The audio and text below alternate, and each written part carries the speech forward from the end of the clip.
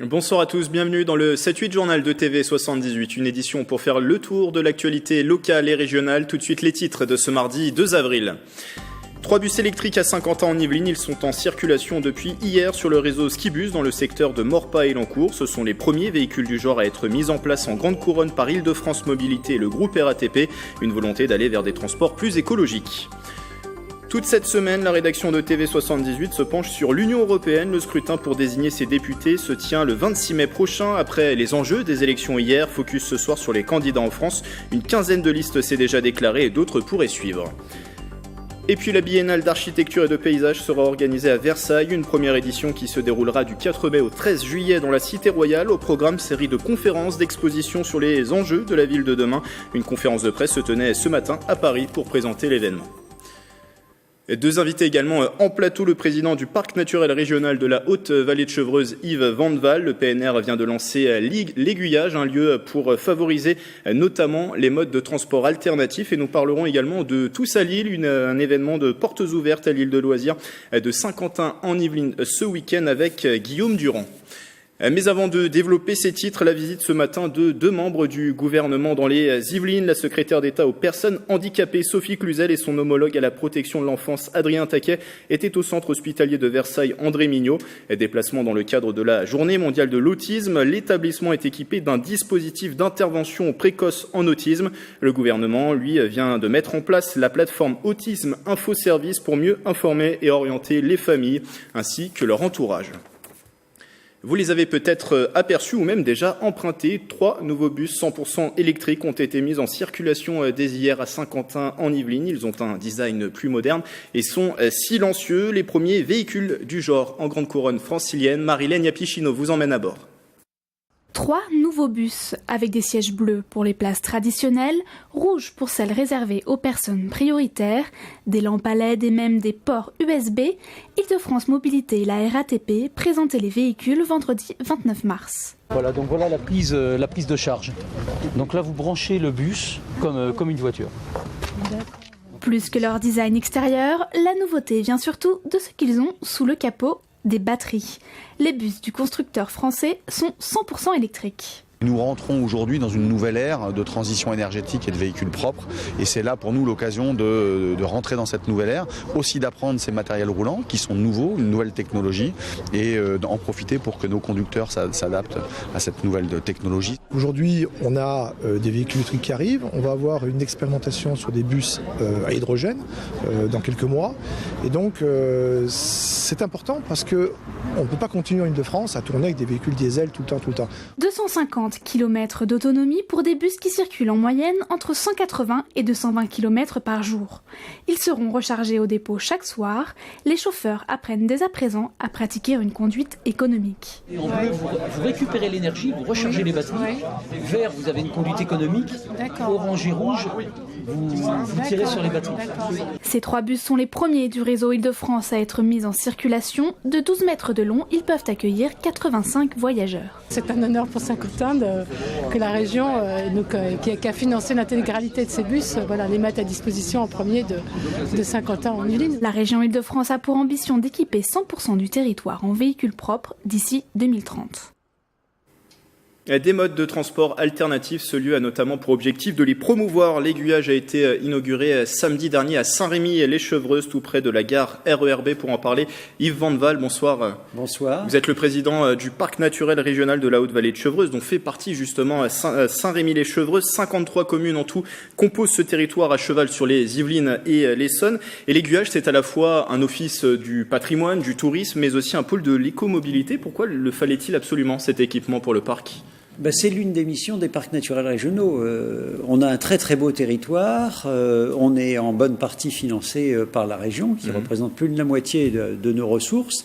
Et l'une de nos missions principales, c'est le développement du tourisme, c'est de permettre aux franciliens, parce que c'est assez largement un public francilien, c'est de leur offrir des moyens de découvrir ce territoire. Combien a coûté l'équipement ? C'est un équipement qui a coûté 450 000 € à la région. Et on a eu également une subvention significative de l'État, du ministère de l'Environnement, pour plus de 100 000 €. Et l'aiguillage, ce nom a été choisi par les habitants parce qu'il y avait 6 noms qui étaient en lice. Il y a eu une sorte de référendum sur Facebook. D'accord. Et à l'issue du référendum, c'est le terme de l'aiguillage qui a été retenu.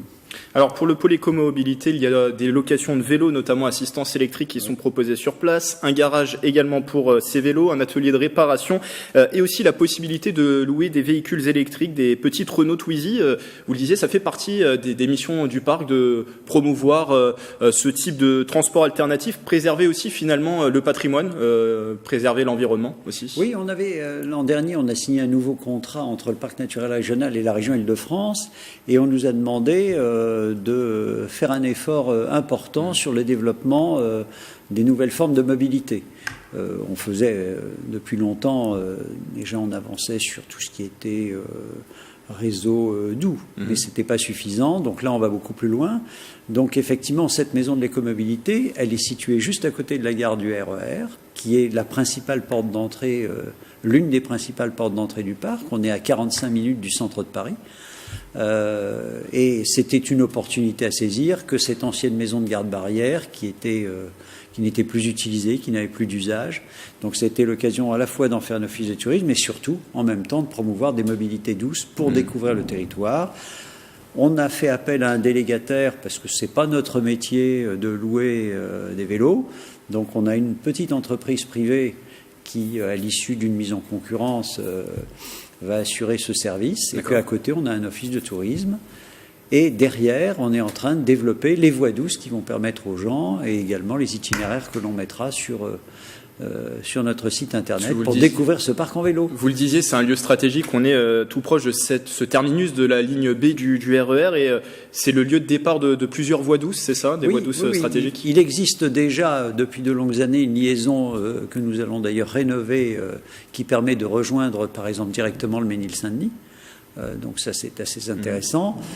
Et surtout on est en train de travailler, pas plus tard que cet après-midi, avec la communauté de communes de Limours, les voisins, parce qu'en fait ils sont situés sur une voie ferrée qui auparavant non seulement rejoignait Saint-Rémy-les-Chevreuses d'un côté, mais surtout de l'autre côté aller jusqu'à Chartres en passant par Limours d'une part et par Bonnel. C'est-à-dire qu'elle permet de relier le nord au sud du parc. Et il y a également, alors c'est l'ancienne route de la Vélocénie, c'est ça qui relie Paris au Mont-Saint-Michel. Alors, on est sur un des itinéraires de la Vélocénie. À cet endroit, la Vélocénie, en fait, qui relie Paris au Mont-Saint-Michel, est dédoublée. Et donc, ça va permettre de créer en plus un barreau qui va permettre, effectivement, de relier ces deux itinéraires de la Vélocénie. Et donc ça va, je dirais, encore enrichir l'offre pour les cyclotouristes. Donc un pôle écomobilité, un pôle tourisme également, avec ses 53 communes pour ce parc naturel régional qui s'étend sur 64 600 hectares. Il y a un patrimoine naturel et un patrimoine historique qui est riche sur ce territoire et qui mérite d'être découvert. On est en train de faire des travaux extrêmement importants dans la réserve naturelle régionale de Saint-Rémy. On travaille également, on a offert au public depuis de longues années également un très beau circuit dans le Marais de Maincourt, qui est d'ailleurs connu et très fréquenté. Et puis tout récemment, on a un très riche patrimoine culturel, tout le monde le sait. Le château de Dampierre a rouvert ses portes le week-end dernier, ce qui pour nous est une excellente nouvelle parce que ça vient enrichir déjà un potentiel considérable. Il y avait Port-Royal des Champs, le château de Breteuil, le château de la Madeleine, le site des Vaux de Cernay. Donc ça vient s'ajouter déjà à une liste très longue de monuments. Je pense qu'un cyclotouriste, effectivement, peut faire un petit détour et rester quelques jours à découvrir tout ce qu'il y a d'intéressant avec Chevreuse. Un dernier mot peut-être sur l'actualité du PNR. Il y a eu le lancement récemment d'une monnaie locale, la Racine, c'est ça ? Ça fait partie des principales actualités du PNR. On a actuellement quelques centaines de commerçants ou d'entreprises qui ont accepté, donc ça se développe lentement. C'est une expérience et on la suit avec le plus grand intérêt et on la soutient bien évidemment. Merci. Allez-y, oui. Pardon. Mais on a également beaucoup d'autres projets en cours sur l'énergie. Notamment, on est en train de lancer un grand programme pour développer l'énergie photovoltaïque sur le territoire parce que aujourd'hui, il faut bien développer les énergies renouvelables parce qu'on a besoin d'énergie de toute façon. Bien sûr. Or, on a un beau potentiel en utilisant notamment les toitures des écoles, des entreprises. sans évidemment aller les mettre au sol. On ne va pas abîmer notre patrimoine naturel. Donc c'est l'un des autres dossiers du territoire. Merci Yvan Deval, président du Parc naturel régional de la Haute-Vallée de Chevreuse, et toute l'actualité, toutes les informations sur ce territoire à retrouver bien sûr sur son site internet. L'actualité en bref, rappelez-vous, la semaine dernière, l'un des murs d'enceinte de la maison centrale de Poissy s'effondrait du côté de l'avenue des Ursulines, occasionnant la fermeture à la circulation. Depuis ce mardi matin, l'accès a rouvert dans les deux sens, mais reste interdit aux poids lourds et aux bus. Dans un communiqué, le maire Carl Olive demande désormais à l'État une vérification de tous les murs d'enceinte de la prison afin de prévenir d'éventuels autres incidents. Le déploiement de la fibre optique se poursuit dans les Yvelines et se concrétise dans les Yvelines rurales. Dès ce mois d'avril, 10 communes du nord du département vont être raccordées au très haut débit. Des offres d'abonnement seront proposées aux habitants d'Épône, Tessancourt ou encore Condé-sur-Vègre. Un choix à faire parmi 5 opérateurs. En mai, une vingtaine d'autres villages bénéficieront de la fibre. L'objectif affiché, 100% de foyers yvelinois reliés à l'horizon 2021. On poursuit notre dossier de la semaine consacré à l'Union européenne. Le 26 mai prochain, les Français sont appelés à élire 79 eurodéputés à travers un scrutin à la proportionnelle. Des listes candidates de partis et mouvements différents qui sont déjà donc déclarés. Le tour d'horizon avec Nicolas Dandry. Plus ou moins d'Europe en fonction des listes électorales, c'est le dilemme proposé aux Français le 26 mai prochain. Différents projets pour l'Union européenne présentés par les mouvements politiques. Portée par Nathalie Loiseau, la liste Renaissance va défendre le projet d'Emmanuel Macron avec notamment l'harmonisation de certaines politiques. Sur la défense européenne, sur le bouclier social, sur tout un tas de choses. Il y a des pays qui veulent avancer. On le voit aussi sur la taxe GAFA, par exemple. Il y a des pays qui ne veulent pas avancer parce qu'elles ont des avantages et qu'elles ont choisi d'avoir une politique. Et puis d'autres qui veulent avancer différemment. Et donc l'idée, c'est ça, c'est d'essayer d'avancer sur tous les sujets sur lesquels on peut aller ensemble ou en tout cas réunir une majorité. Face au projet présidentiel, les Républicains présentent une liste menée par François-Xavier Bellamy avec la volonté de défendre une Europe pragmatique à travers des projets concrets à l'échelle européenne. Aujourd'hui, l'Europe, elle ne convainc plus les Français parce qu'elle semble inefficace, parce qu'elle donne l'impression d'être quelque chose qui contribue à cette dépossession collective. Et donc il faut absolument redonner sens à l'Europe, parce que nous avons besoin d'Europe dans la mondialisation. À gauche, Yannick Jadot porte sa liste Europe Écologie Les Verts. Dans cette candidature, l'Yvelinois Mounir Satouri, leur projet, un traité environnemental européen et la lutte contre le réchauffement climatique. Nous défendrons, dans le cadre de cette campagne, un protectionnisme vert aux frontières de l'Europe. Ce n'est plus possible de continuer à importer en Europe des produits qui sont fabriqués ou produits dans des conditions écologiques lamentables. La France insoumise participera aussi à ce scrutin avec un programme basé sur plusieurs piliers européens. 1. La transition écologique totale de l'économie. 2. Un modèle social européen qui soit le modèle le plus exigeant disponible qu'on puisse imaginer. Par exemple avec un SMIC européen qui soit au même niveau dans toute l'Europe, etc. Face à ces différents projets, d'autres mouvements politiques sont orientés sur d'autres modèles d'Europe. Le Rassemblement national, avec la tête de liste Jordan Bardella, défend lui une Europe des nations. Elle repose sur plusieurs thématiques en ce qui nous concerne. La défense des frontières en premier lieu, que ce soit contre l'immigration ou contre les travailleurs détachés. Elle repose aussi sur la défense des Français, du système français qui est mis à mal par l'Union européenne. Et puis enfin, elle défend le localisme, c'est-à-dire la lutte contre une certaine forme de mondialisation qui fait qu'on se retrouve avec des OGM dans nos assiettes. Même longueur d'onde pour le mouvement Debout la France de Nicolas Dupont-Aignan, prônant lui des coopérations entre les États européens. La France est la 7e puissance mondiale et n'a pas nécessairement besoin, au niveau de sa diplomatie ou de son économie, d'être portée par un ensemble plus vaste, plus lourd, comme l'Union européenne. D'autres listes seront aussi présentées aux Français, avec l'UDI de Jean-Christophe Lagarde, le Parti socialiste allié au mouvement Place Publique de Raphaël Glucksmann, le Parti communiste de Yann Brossa, Génération.s menée par Benoît Hamon, ou encore l'UPR de François Asselineau et son projet de Frexit. Autres élections, les municipales qui se dérouleront l'an prochain. Les candidats se font connaître. À Trappes, où Guy Malandin, le maire sortant, a déjà fait part de sa volonté d'aller dans un nouveau mandat. Mustapha Larbaoui s'engage aussi dans la campagne. Il tenait une conférence de presse cet après-midi dans le quartier des Merisiers pour annoncer la création de son association Engagement Trappes. C'est justement du monde associatif que vient le pharmacien, ex-président de l'Étoile sportive de Trappes, président de Pharma Citoyen. Mustapha Larbaoui réfléchit pour le moment à se présenter comme tête de liste, soit comme colistier d'un autre candidat pour ce scrutin. Les propos sont recueillis par Patrick Jacques de Dixmude. En 15 ans, j'ai eu le sentiment d'avoir été adopté par cette ville et je veux maintenant m'y engager. Donc on a créé une association pour ça et ce que je souhaite faire maintenant, c'est m'engager sur le terrain pour aller à la rencontre des habitants, des trappistes. Donc j'arrive maintenant à un point de convergence où l'associatif est un bilan que je peux apporter, l'entreprise est un bilan également. Et aujourd'hui, je trouve que l'action, on va dire, pour le bien public, est quelque chose qui m'attire, parce qu'il y a des effets leviers que je n'avais pas dans l'associatif et que je pourrais avoir, j'imagine, grâce à une mairie.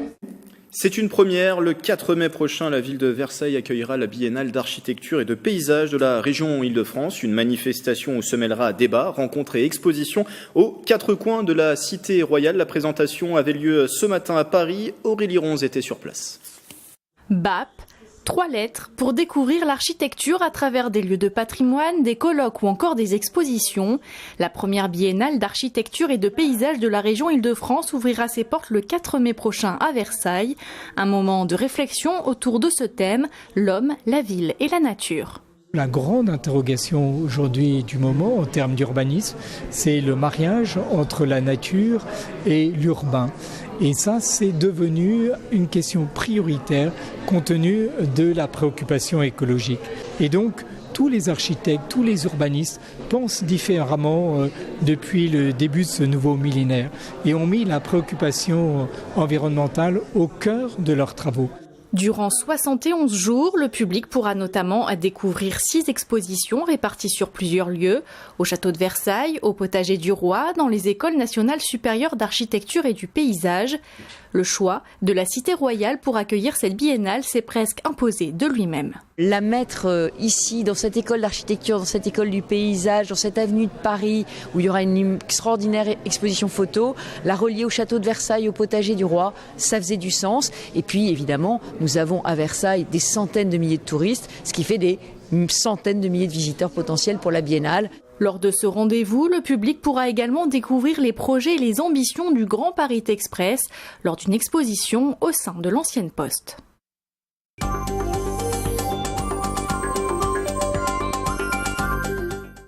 Et pour le coup de cœur culture, direction une autre cité royale, Saint-Germain-en-Laye. Bonsoir Mélanie Poquet. Bonsoir. Une ville donc et surtout une famille qui a régné sur la France. Et oui, alors cette dynastie, elle a régné de 1328 à 1589. Je veux bien sûr parler des Valois et deux membres de cette famille sont à l'honneur à Saint-Germain-en-Laye.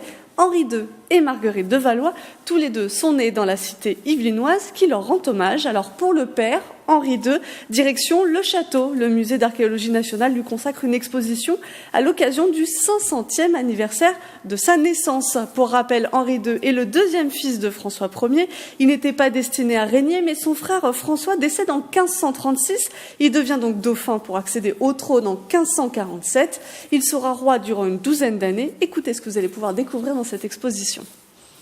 La personnalité d'Henri II, bien sûr, qu'il découvrira au travers de nombreuses œuvres, à la fois concernant directement Henri II et également la production artistique sous Henri II dans l'entourage du roi, mais également l'un des propos majeurs de l'exposition est de souligner l'importance de la présence d'Henri II ici même à Saint-Germain-en-Laye, qui devient durant son règne la principale résidence du roi. Une histoire de ce roi qui est assez méconnue par rapport à celle de son père, le célèbre François Ier, et aussi une célèbre bataille Marignan, le fameux 1515. Mais l'un des épisodes du règne d'Henri II a donné une exposition. Une expression. Pardon, c'est une expression. Il y aura aussi une exposition, mais il y a d'abord une expression. Oui, c'est une expression qui vient d'un duel, un reflet d'une féroce rivalité entre l'entourage du roi et celui de son père, une rivalité qui va amener au fameux duel opposant la Châtaigneraie, le proche d'Henri, et Jarnac. Alors le dernier est le vainqueur surprise de par un coup surprenant dans le Jarret, une histoire que l'on peut redécouvrir dans cette exposition qui dure donc jusqu'au 14 juillet. Et les Valois ont aussi inspiré, Mélanie, un chorégraphe. Oui, si je vous dis Marguerite de Valois, à qui pensez-vous ? La reine Margot. La reine Margot, bien sûr, le célèbre roman d'Alexandre Dumas publié en 1845, mais aussi le film de Patrice Chéreau de 1994 avec Isabelle Adjani et Daniel Auteuil.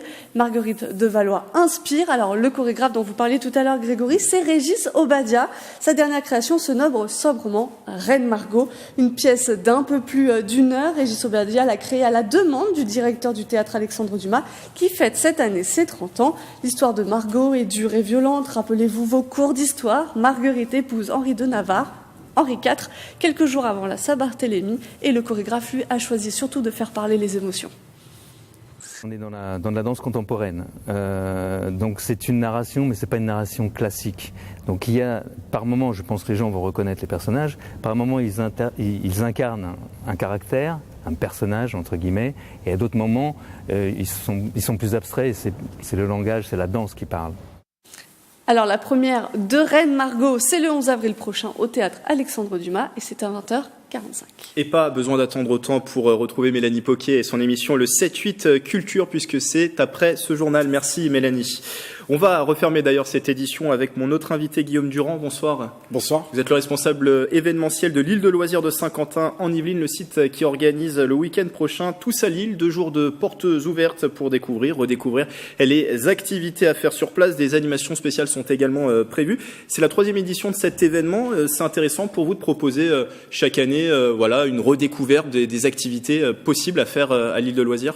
Effectivement, bien que l'île de loisirs est ouverte toute l'année, les portes ouvertes, c'est vraiment marque le lancement de saison. Le visage et le paysage de l'île de loisirs peut changer d'une année à l'autre.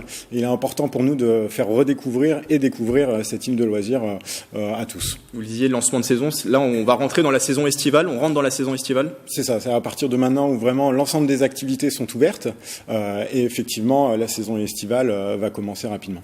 Quel genre d'activité, quelle différence finalement il y a avec la saison hivernale ? Il y a des activités différentes qui sont proposées ? Alors effectivement, pour des besoins d'entretien du matériel, comme au niveau du parcours Acrobranche, on a besoin de fermer sur une période hivernale, de manière à faire un entretien du matériel, vérification également des différents parcours. Voilà, pour certaines raisons, on se doit de fermer certaines activités. Est-ce que c'est un rendez-vous, Tous à Lille, qui attire à chaque fois du public, qui attire du monde ? Oui, effectivement, c'est un rendez-vous qui rassemble beaucoup de personnes. L'édition précédente a rassemblé plus de 8000 participants sur l'ensemble du week-end. Donc c'est un événement qui plaît beaucoup aux Saint-Quentinois et aux Franciliens. Donc les objectifs finalement, c'est présenter ce panel d'activités, les redécouvrir, que ça soit un événement festif, c'est ça les objectifs de ce week-end ? Oui, complètement. Alors, Tous à Lille, c'est aussi des animations spéciales, notamment, non pas l'Orient Express, mais c'est un escape game. Alors, je n'ai plus le nom, c'est... L'Orient Escape. L'Orient Escape, tout simplement. Voilà. Il y a un petit jeu de mots. C'est un escape game qui est proposé ce week-end. Alors, c'est un format d'escape game un peu arrangé sur un format grandeur nature. Il y a de l'orientation, la réflexion, des énigmes à résoudre sur un format de 2 heures d'activité environ. Donc, il y a 2 activités qui sont proposées spécifiquement lors de ce week-end des portes ouvertes. Donc l'Orient Escape, qui malheureusement l'ensemble des créneaux sont complets. Cette activité. L'autre activité où il y a des créneaux encore disponibles, c'est des initiations au paddle. Voilà, de l'initiation au paddle de 14h à 17h30 le samedi et le dimanche sur des initiations d'une demi-heure.